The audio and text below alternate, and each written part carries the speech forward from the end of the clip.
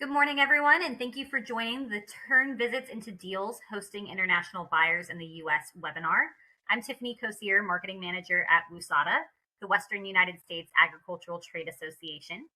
I'll quickly cover a few housekeeping notes before we get into today's webinar. First, we are recording today's session and we'll email you the recording link from our YouTube page within the next few days. You'll remain muted during the presentation, but please submit any questions at any time through our Q&A feature. We'll address all questions during our dedicated Q&A session at the end of today's webinar and follow up on any we don't cover live through email. If you would like to say your question out loud, there is an opportunity for you to use the Request a Live Call-In button where you can raise your hand and enter the queue to ask your question live. Now that we have that covered, I'm pleased to introduce Nigel Quinn from Bryant Christie, Inc., who will be presenting on today's webinar, and guest speaker Kate Salisbury with the Washington State Wine Commission. This session is tailored for Western U.S. exporters, growers, packers, processors, and food marketers who are preparing to host or meet international buyers on U.S. soil. Over the next hour, we'll walk through what inbound buyers expect when visiting the U.S. operations, how to get your facility and documentation export ready, and strategies for making buyer visits truly impactful. We'll also hear from a U.S. exporter who has done it successfully. By the end, you'll have a clear and actionable step to ensure your operation is positioned to make the most of every inbound buyer opportunity. Let's get started. Great. Thank you so much for that introduction, Tiffany. It's nice to meet everyone. My name is Nigel Quinn. I'm a market development manager with Bryant Christie Incorporated. I've been with the firm for about 3.5 years, and in that time, I have participated directly in 5 inbound trade missions, and I have been involved in planning at least 3 more. So I have a little bit of a background in this field, and I've been involved at all stages of the development, from kind of strategizing the itinerary all the way through hosting and execution, participating in visits to producers and facilities, all the way through to the follow-up process months later. So through this experience, I've had the opportunity to see both successful and unsuccessful visits throughout that time. So I'm hoping that that will give me a little bit of experience in order to help guide you guys as you enter this world. All right, let's get started. So hosting international buyers at your facilities in the U.S. is one of the most reliable ways to engage with the foreign trade. And this is at all stages of the relationship, whether that be beginning a new relationship with it be an importer, a distributor, a buyer, whoever you're targeting, or to develop an existing relationship with someone that you've worked with for many years, or somebody that you've started a relationship with and are looking to deepen it. Now, there's a variety of instances where these guests may arrive at your facility, all the way from a local trade group hosting them to they have paid for themselves to come. Regardless of how and why these folks are here, these visits to your facility are an excellent opportunity for you to differentiate yourself both from other producers in your region, but also from your competitors around the world. So that's not to say that they're easy. There's lots of planning that needs to go into hosting a successful visit, even if it's for 1 hour. You only have 1 hour of maybe an entire week to really set yourself apart from all of the competition. So that requires lots of advanced strategic planning, making sure that you've coordinated all of your logistics beforehand, and making sure you put in the time before anyone arrives at your facility. By doing so, you can really set yourself up to maximize the impact of that 1 hour visit, and it can really lead to great opportunities in the future. All right, let's briefly go over the objectives. First, we're going to go over the set of expectations that international buyers tend to arrive with. This will be both generally across the world, but also covering some more regional specific trends. Then we'll move into preparing your operations. How do you set up a tour? How do you set up your facility to make sure that you're giving the best first impression, and also showing these buyers everything that you need to know in order for them to choose you? We're also going to talk briefly through the regulatory and marketing considerations that are really key to think through and do your homework with before anyone shows up at your door. This can be anything from export documentation to compliance and third-party certifications. Then we're going to focus on how do you highlight your own competitive advantage. We'll provide some strategies and some insights on what works and what we think that you should employ as you encounter that. Then I'll pass the presentation over to Kate, who's on the line here. She'll go over her experience with the Washington State Wine Commission. She's been involved in many of the inbounds that I alluded to earlier. She has some great insights into how to best optimize an inbound trade mission visit, as well as how to plan a successful inbound as well. Finally, we'll get down to the meat and potatoes and focus on some practical steps so that you're ready for this type of visit and how to maximize the impact once folks have left for you. And then finally, as mentioned, we'll go through a Q&A. So we appreciate you all being here today. Let's jump into it. All right. So our first step is going to be related to understanding international buyers. It's really important to know what criteria are you going to be evaluated by these foreign buyers. It might be different than what a domestic buyer might be considering, as the level of context and information that they have about the Western U.S. as a region or your particular product might vary wildly from what you normally are used to dealing with on the domestic side of things. They're going to consider things like the quality of the product, your reliability as a partner, the infrastructure you have in place, and trying to identify any risks that may come from expanding business with you. We're also going to touch a little bit on the consumer trends, which, as you are aware, can motivate a lot of the decisions that these buyers will be making.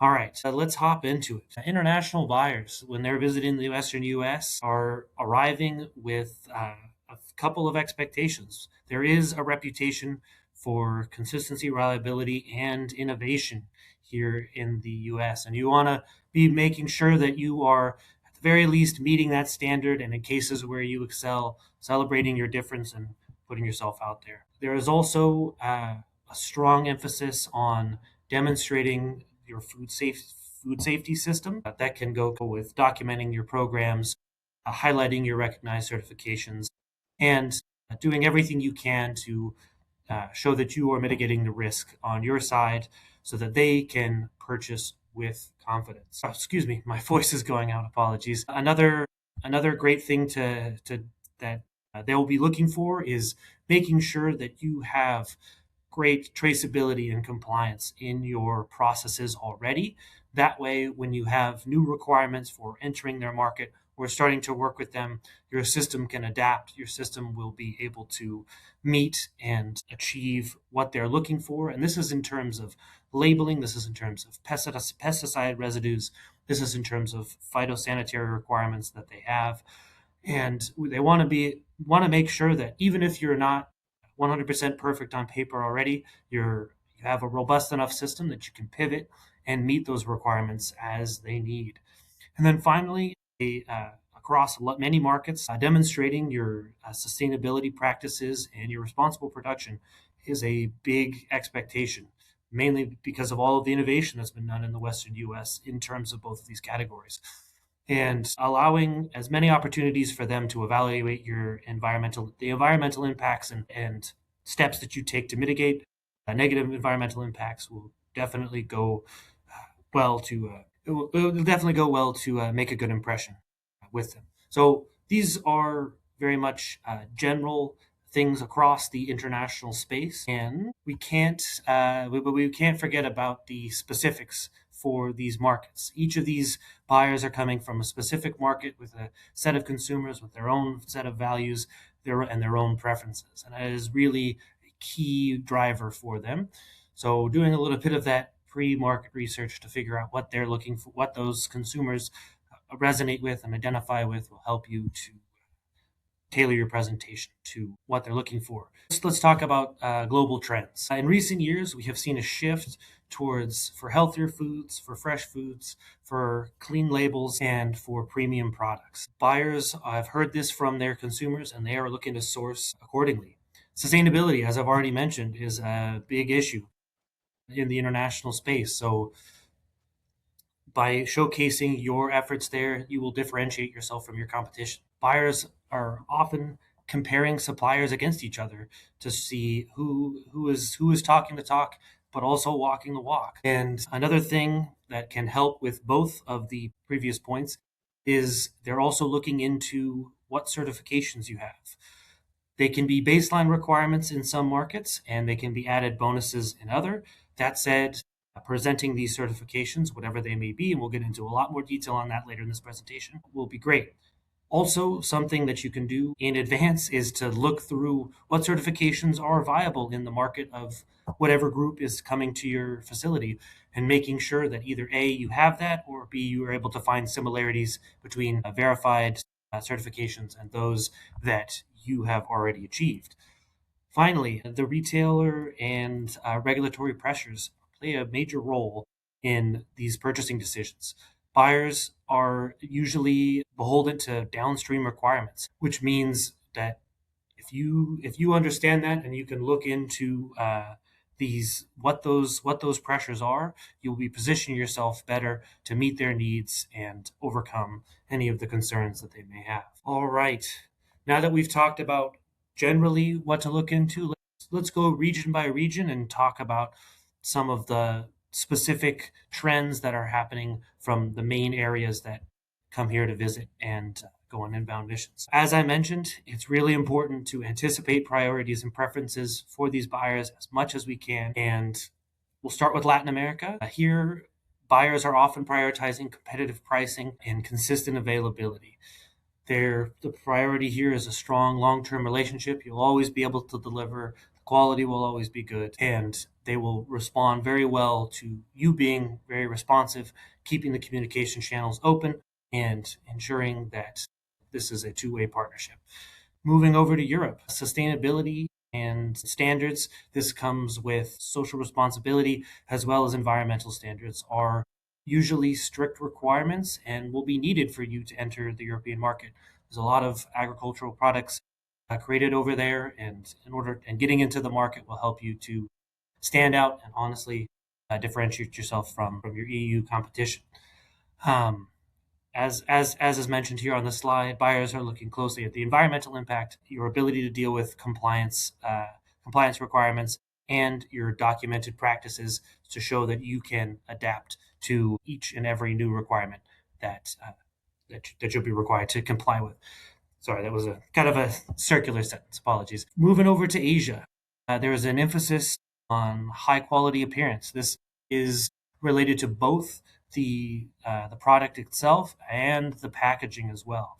So making sure that all of your product and your packaging is on point before these Asian buyers arrive will be of great benefit to you. Also emphasizing your food safety certifications and your assurances and your processes to ensure that food safety is of a top priority, and how it's ensured will be a key step for engaging with them.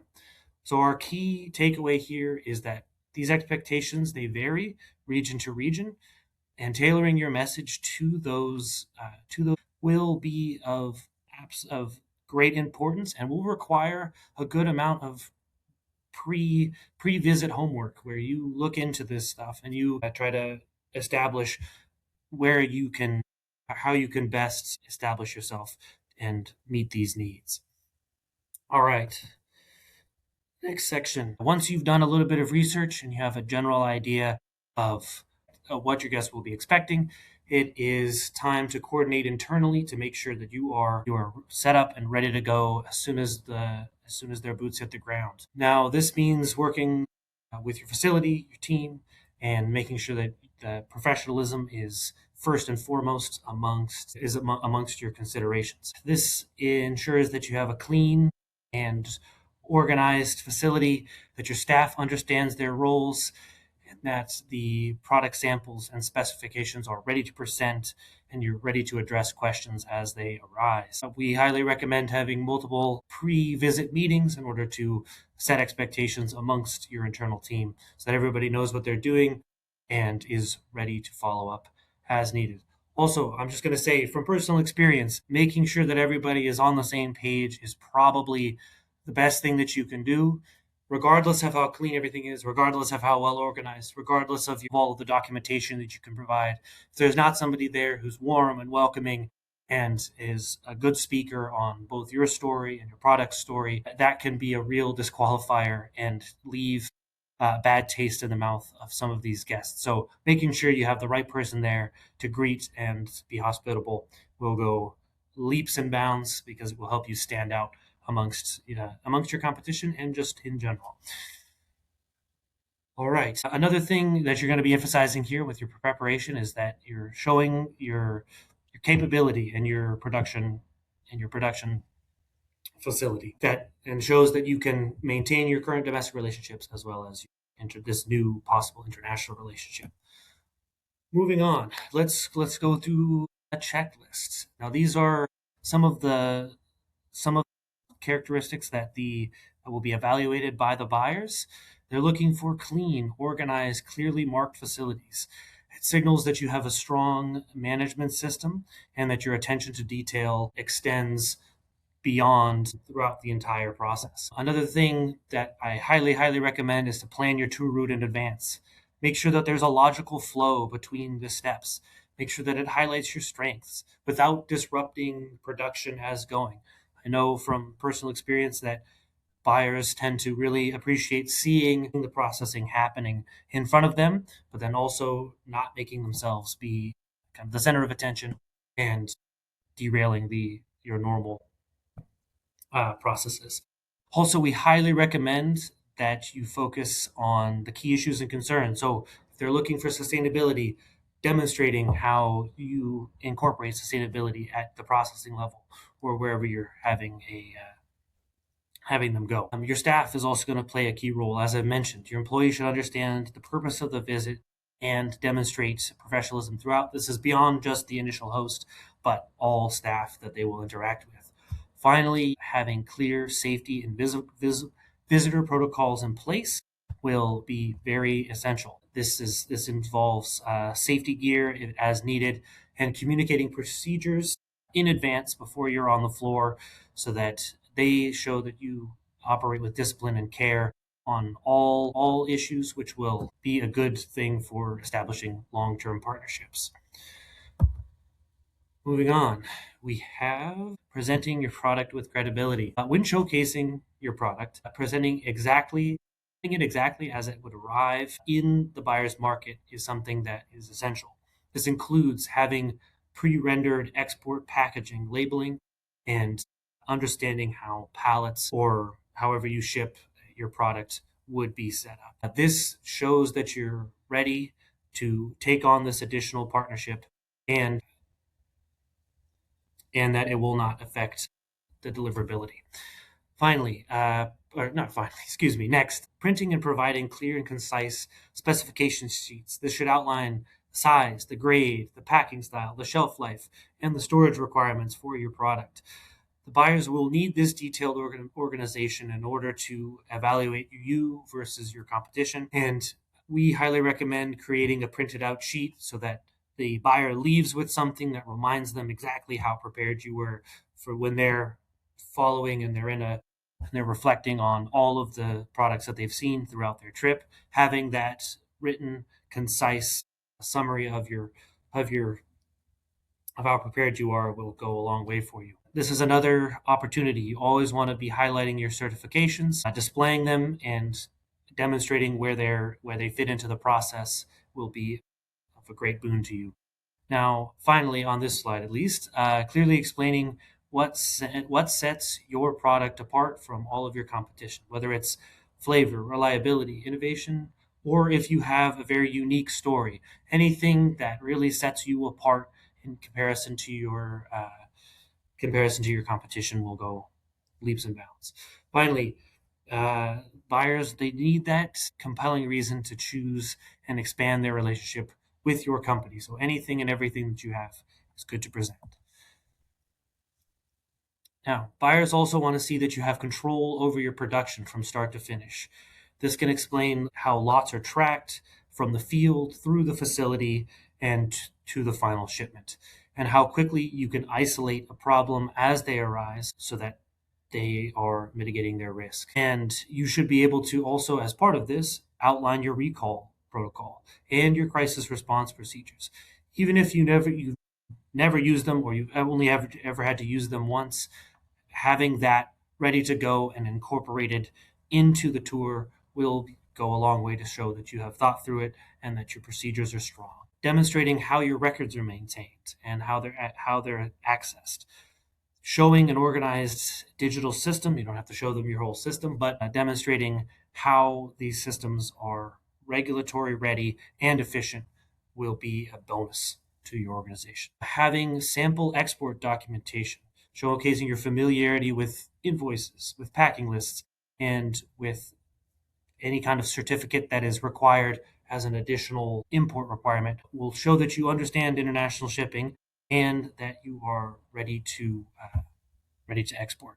And especially if you do your homework in advance and you can identify you are from this market and hence we are required to provide this, will be of great importance to you. Our key takeaway here is that preparation, doing your research, is going to go very far for you. All right. We're going to talk a little bit about regulatory and marketing considerations next. This is a very complicated topic. It warrants an entire webinar by itself, but we're going to briefly talk about it because it is so important to having a successful inbound visit. We're going to briefly cover labeling rules, residue limits, phytosanitary requirements, and market-specific documentations. Showing familiarity with these documents, even if you haven't had to deal with them before, is essential. You will also need to understand the responsibilities under different trade terms, and aligning your pricing, logistics, and compliance obligations with your buyer's expectations is very clear, and that will come across. I can say from personal experience, those who are more export ready, that you can really tell in how they speak, the specificity of the answers of their questions. They seem ready and they're able to learn and bring on new information and adapt their systems accordingly. All right, let's continue to move on. Let's move this a little bit. All right, export success starts with getting these fundamentals right, ensuring that your products have the correct HS codes. This is both for domestic and foreign markets.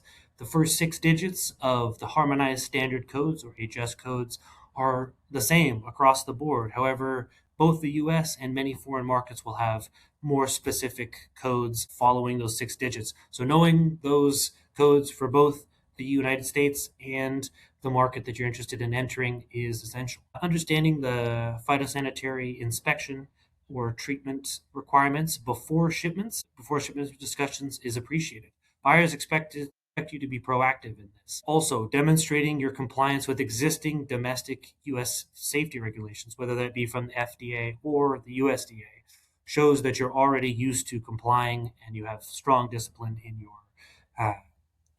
your processing. Documentation always needs to be complete and accurate. Errors in invoices or the packing list or certifications can cause delays and are usually the most common cause for delays.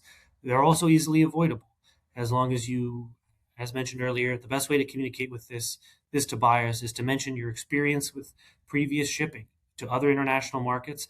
And if you're new to export, demonstrating strong internal controls or documentation so that you can show that regardless of these new requirements, you have a system that can cope. All right, export labels and packaging. As mentioned earlier, it's a winner to have a pre-prepared export label ready for these visitors as they arrive. Many countries may require local language labeling, and translation errors can cause delays and possibly rejection by retail. So we recommend reaching out and providing as accurate information as possible and getting accurate translations. Nutrition panel formats we're all familiar with the USDA's format, but these are different market to market, and making sure that you comply with those is essential. Another consideration to have is packing expectations, which may be different whether or not the buyer is a retail buyer or a food service food service client. Finally, clearly communicate the shelf life, storage expectations that you have and the transit conditions which will be required for your product to successfully arrive in market. Transparency here will help mitigate any issues in the future. Finally, let's talk certifications. As we've mentioned multiple times, having certifications is a great way to demonstrate your ability to comply with complicated systems, as well as to demonstrate your alignment with values like sustainability, etc. The USDA organic certification is a great one. It can support premium positioning and meet retail requirements in many global marketing. It's one of the most widely accepted organic certifications that's available to U.S. producers. Another one to look into is the Global Gap. This is focused mostly on farm safety and sustainability standards, which are important, especially in the fresh fruit and produce categories. The BRCGS certification is a food safety management certification, and it is widely valued by retailers globally. Outside of these three, third-party certifications can reduce the perceived buyer risk by providing independent validation of your claims and processes. Something to consider while thinking about other third-party verifications is that they may not be accepted in foreign markets. So, making sure that you find what is a approved certification in the market and highlighting the similarities between what you're already certified in and what is required there will go a long way. Okay, now that we've talked about the basic requirements and homework that you need to, let's focus on showcasing your competitive advantage. Now, this is where you will clearly communicate what sets your company and your product apart, and it can be different depending on your situation and what product you're creating and what the buyer is looking for. So whether you need to emphasize quality, unique growing conditions, innovation, sustainability, leadership, or compelling origin story. All of these things are things that need to be highlighted. Also remember, it's vital to remember on these trips, you are one stop of many over the course of maybe 7 days. You really only have an hour to maybe an hour and a half to really showcase your business, your story. So it is best to figure out what you're going to say in advance. Now let's get into the details of that. Your brand story should reinforce why you are a strong long-term partner. Start by highlighting your place. Food comes from the ground, so highlighting that you're in the Western United States and highlight that you meet the reputation that comes along with that. Highlight the unique growing conditions of where your food comes from and the people behind your operation. Buyers value connection. Provide them with opportunities to connect with your brand, your story, and the people that work for you. You want to share measurable sustainability efforts such as water stewardship, land management, and you want to demonstrate responsibility in your actions. This can be large certifications like USDA Organic, or it can be more smaller, short-term. We do this in order to preserve water. Small details will make a difference. You also want to reinforce how your processes translate into consistent quality and reliable supply. If your commodity allows, demonstrate the quality to the visitors by having them sample some food, and also incorporate some kind of activity into your tour. Finally, for telling your brand story, make sure that make the presentation buyer relevant. As we've said multiple times, anticipate their needs and align your story to answer their questions and concerns. I want to give a brief example. I found that last August, I was part of an inbound tour, which will be discussed later. And one of the most successful tours, the guy, he brought us in to his facility. He showed us everything from receiving the wine grapes to tasting the final product. He really tied it into his own life story, how he got to be where he was, and he ended the process by having a blind tasting of his wines versus comparable wines from more famous regions, and he was able to demonstrate that the quality of his product was similar and in some cases exceeding his competition. And I remember so many of the buyers walking away from that visit, which was so so motivated by this brand story and so interconnected. It celebrated sustainability efforts. It did all of that it was It was the best received visit I think I've ever seen in my entire life. Moving on. Third-party verifications is objective proof that the standards that you're purporting are true and that it is consistently applied. This reduces risk or perceived risk on the behalf of the buyers, showing that you are audited on a regular basis, shows that this is maintained over time and is not just created as a show or a sham. I would highlight that on your third-party verifications, especially in cases where the certifications that you have are not viable or approved by whatever governing body exists in the market you're going into. Demonstrating that these things are checked on a regular basis is great. Verified claims also help differentiate you from your foreign competitors because there may not be as much, they may not have the same level of rigor in their certifications. And again, if you're getting started in export, it is good to look at the markets you're interested in, confirm what certifications are viable to demonstrate how your business is prepared to take on those new requirements. This will save you a lot of money and compliance headaches in the future. All right, my final slide for the moment. We want to create memorable visits. They start with professionalism, making sure you have a clean, well-organized facility and that your team is well prepared and ready to engage immediately, signaling that you will be a strong export partner. It's highly recommended to customize what the buyer sees, highlight the specific products, highlight your capabilities, and during that process, make sure that their process aligns with their sourcing goals rather than offering just a generic tour. I highly recommend, again, incorporating some sort of sample tasting or a safe interactive activity that doesn't disrupt a contribution, just so that it is a more memorable experience and it stays with them after the fact. Finally, it's great to build in dedicated business discussions. This will include a discussion of pricing, volumes, specifications, and to answer any questions that these buyers may bring. The visit should move beyond observation to meaningful dialogue, which will help you set up. Finally, set up next steps. Finally, focusing on those next steps while the folks are at your facility is essential.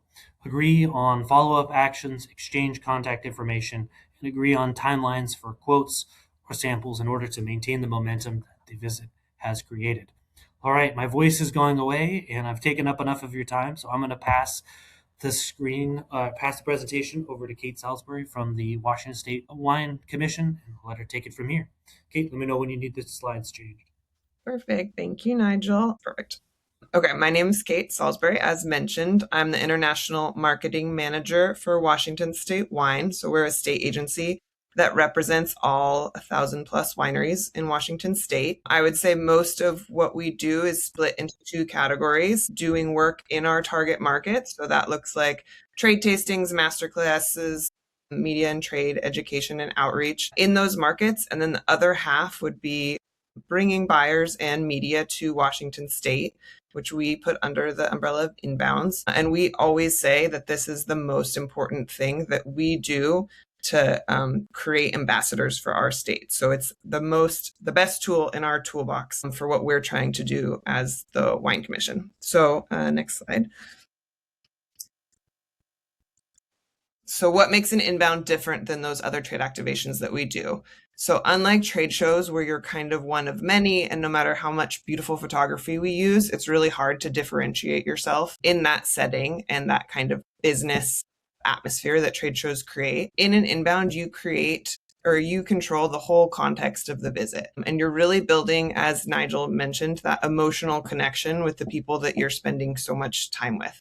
So our goals are really to build brand ambassadors that take that love of the state, hopefully, back to their target markets and build those long-term relationships and market confidence. This is going to touch on a lot of things that Nigel said, just from that perspective of Washington State specifically and wine, but I think it's applicable to basically all agricultural products and food marketing. And so they really support export expansion, as Nigel mentioned, kind of reducing that risk feeling of buyers that haven't seen it in person, builds those long-term relationships, really supports everyone and all of the different stages of the wine industry. It's especially in Washington State, where our wine growing and ag region is so far away from our big cities. It's really supporting those rural businesses and tourism. It's building the trade education for everybody about the US regulatory systems and how food production works here. And that long-term market access, especially when we experience kind of volatile different political periods or geopolitics that we can't control, it's really important for us to have those personal relationships with the people we're working with. Next slide. Again, it's the relationship acceleration. You can have a lot of Zoom meetings with people, and it's different than meeting them in person, having them experience your products firsthand. Premium justification, especially, wine is a premium product, and a lot of Washington State's products are premium. Why does it cost what it costs? It really helps for them to see that in person. Context sells wine, the land, the climate, the scale, the people. For people to really kind of understand the full industry that we're talking about, again, it helps to see it in person. And then that loyalty, that relationship building. Next slide. Why inbounds matter specifically for Washington. This is for Washington State, but I think a lot of things are applicable across states. There's lower global awareness than we would like. We're still seen as an emerging region in the wine industry. And so for people to see it in person, there's a lot of geography misconceptions in Washington State. When people think about Washington State, they think about Seattle, they think about rain. And so we have to really show them that rain shadow effect. You can see the size, infrastructure, and the level that our agriculture is at. We also have a very collaborative industry that's hard to communicate in a busy trade hall or across the ocean. It really helps for people to come to Washington, walk into a winery and meet the owner, meet the winemaker, and have them talk about their neighbors and sharing equipment. That really translates well. And then tourism, again, that rural ag tourism is really important to our industry. So also showing people what it's like to come over here and make it over the mountains and how that would work from a tourism perspective. Ready. The challenges of inbounds.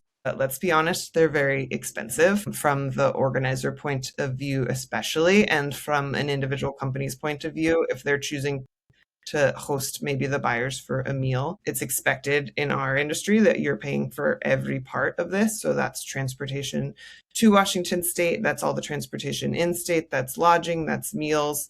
Especially for a premium product, there's a certain expectation of what that trip looks like. What do the meals look like? What is the presentation of the wines? They're very time intensive, as we talked about, I think, before the call. For a lot of commissions, people are having to take at least a week to justify the international travel and the time in state, at least a week off of their normal day jobs. And they're also time intensive for the companies that are receiving these guests. They disrupt winery operations, especially during harvest. And then what we're going to talk about a lot is the ROI is not immediate. Not every guest is going to convert. It's not a business deal where we say, we'll take you to Washington State and then you're going to buy several pallets of wine. It can sometimes take a long time to see that sales effect. We know that, we understand that, but it's good to set expectations for how we track ROI on these inbounds. Next slide. Common mistakes and best practices from the organizer point of view. So we as the Wine Commission bring a lot of groups of trade and media in. I know WUSATA brings buyers. I know the WSDA in Washington and other departments of ag bring buyers. So from the organizer's point of view, the biggest challenge is to not overload the itinerary. We have 1,000 wineries that would love to see international buyers and media that are coming. That's not a good experience for the guests. So we have to be really careful how many participants we can have in order to kind of preserve that experience for the buyers and media that are coming, to give them downtime for processing, for taking notes, for asking questions. You don't want to confuse the message that you're sending if you're jumping all over the place and not giving enough time for storytelling or not preparing the companies or wineries properly. So best practices are to curate and not cram the trip, to mix the scale and type. You have buyers and media that are looking for different things. So in Washington, for example, we have lots of boutique, really small wineries that are doing something. And then we have large producers that can fill large orders at that same level of quality. So it's really important for us to mix that together. You want to prepare the wineries. So that looks like me sharing all of the guest profiles in advance and the market information that we have to kind of let our wineries know what story we're trying to tell. and to clarify what goals we see are coming out of this inbound. And that helps us build the narrative flow of the trip. So what story do we want people to walk away with after a week spent in Washington? Next slide. So common mistakes and best practices from the individual company point of view. So this would be, as Nigel mentioned, you might just have an hour of a week of these people's experience in Washington. So before the visit, research the buyers, research their markets, know your pricing in export terms. If you're new to export, you don't have to make that up. A lot of buyers are very familiar with US retail prices, but just at least be ready with that information and prepare clear and simple messaging. Again, to Nigel's point, you want them to walk away with a certain message and something to remember about their experience. You're going to see a lot of barrel rooms at a winery. So what makes yours different? Tell your story confidently, connect the product to the place, and then ask questions. A mistake that I see made a lot is you have all of these international experts in their markets in your tasting room or whatever it looks like. You should also have questions for them. It's a really invaluable opportunity for you to ask your questions and learn about their markets, and that's expected. And then after the visit, follow up. Remember, these people are still on the road, so be respectful when you follow up, that they're still quite busy, but provide those materials that you said you were going to provide. And then lastly, remember your one stop in that bigger story. We always say in Washington State Wine that a rising tide lifts all boats. So we're trying to educate people about the reputation of Washington in general. Be a part of that because that's going to help your brand in those markets in the long term. Next slide. Case study, we hosted 16 different buyers in August for something we're calling the Washington State Wine Experience. They were from all different markets, which was kind of a new challenge for us. Usually we host maybe 10 buyers and media from Korea at the same time, but this was a mix. So we had markets that we've done a lot of work in, like Sweden and the UK, and then we had some new markets for us, like Switzerland, Poland, the Caribbean, the Czech Republic. So it was invaluable in terms of all of those global perspectives in 1 week. And that is kind of real-time market insight into so many different markets at once. There's less competition. Sometimes it's a little awkward if you have 5 buyers from the UK and they all want the same winery, like they're in direct competition with each other. But when you're hosting people from multiple markets at once, it's a really nice kind of collaborative atmosphere. There's a shared excitement around the discovery of something new, and they're not directly competing, even if it's media, for telling the same story. And it's a pretty fully immersive experience. They tend to bond a lot in the long bus rides. Challenges, it's very complicated travel logistics. Everybody's arriving with a different level of jet lag, a different length of flight, a different experience with the US. And so you just have to be really respectful of like how everybody's showing up to that situation. And there's different expectations. You know, Poland is a very new market for us, so we're not expecting the ROI to happen in that market quite as quickly as the UK or Sweden, where Washington State's pretty well established. Language, it's harder to have a translator on the trip when you have so many people. So you're also looking at that people are able to participate in the group activities in English at that level. So you just need to kind of vet the participants in a little bit of a different way. And again, it's just that higher coordination. Last slide, I think. Yeah, so key takeaways, again, from our experience specific to Washington wine, but I think they're pretty applicable across the board. Inbounds are really high effort, but really high impact for creating ambassadors. The ROI is long-term. It's not instantaneous business deals. Preparation determines success, which I think Nigel really said well. And then fewer, better visits outperform packed schedules. Individual brands must be super intentional in their storytelling and their follow-up. And then that emotional connection, we hope kind of drives sales long-term. So again, it's our favorite and best tool that we have in our toolboxes to bring people on these inbound trips. Yeah, and happy to answer any questions later too. Thank you, Kate. So in respect for having an actual Q&A session, we're going to kind of quickly go through practical steps. These are some action items to take before, during, and after the trip. We're going to go through them very, very quickly and then open it up to questions and pass it back to Tiffany. All right. First is in advance. This is mostly about internal coordination. You want to make sure everybody's on the same page in terms of messaging and what you're going to be highlighting. Speaking roles, essential, making sure that the right people are speaking on the right topics. They're experts. And then also be prepared, as Kate mentioned, to confidently discuss your story as well as your pricing. Finally, we find that it's great to have a debrief after the fact so that you can learn lessons and improve for future inbounds. All right, documentation and logistics. Being able to demonstrate your ability to comply with the documentation requirements is a very good thing. Also, when you're into discussions, understanding the intercom's responsibilities. That's mainly where will a buyer take over responsibility for a shipment, and that will dictate a lot of the future discussions. So, building familiarity with the intercom system is a great thing to do. Shipping timeline and awareness. Be realistic as much as possible. You don't want to set up false expectations. Finally, double checking those regulations, as we mentioned so many times. All right. Then when it comes to converting buyer interest into sales, as Kate mentioned, it's not always a one-to-one. So don't get discouraged if it doesn't immediately translate. We recommend a 48-hour follow-up. However, as Kate mentioned, they may still be traveling. So sometimes figuring out what the length of the trip is and then doing that follow-up once they've returned home is also a better approach, and making sure that when you send things, all of the documentation is clear and included. Also, discussing your next steps is an essential in that first initial outreach. And then maintaining steady communications after the visit. Consistent engagement helps to build trust and helps you to move forward. Finally, track your outcomes. Monitor the inquiries, trial shipments, and results contracting to evaluate the return on investment and refine future buyer engagement strategies, and communicate that with whoever is organizing the trip as well, because that will help them to help you. Great. We will pass it over to questions. But I don't see any questions coming through, so I think we can move on to the next slide. All right, so this is a look at some of our upcoming WUSATA buyer events.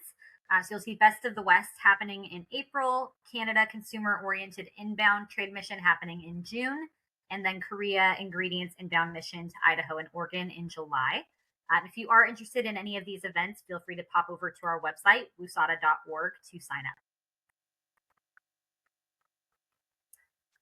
And then a few other events listed here for later in the year. We've got another inbound mission to Nevada and Oregon in August, the seafood inbound mission to Oregon in September, Best of the West again happening in September, and then Korea dried fruit and nut inbound in October. All right. Well, following today's webinar, you'll receive a brief survey in your inbox. Your feedback is really crucial for us. It helps to improve and secure continued funding for these programs. We'd greatly appreciate if you took a moment to complete that survey. Remember, you can also schedule a complimentary 30-minute consultation with Bryant Christie, Inc. to discuss your specific export needs and questions. Thank you for joining us today, and thank you to Nigel and Kate for presenting. We'll send a follow-up email with the recording and additional resources shortly. Have a great day, and we look forward to continuing to support your export journey.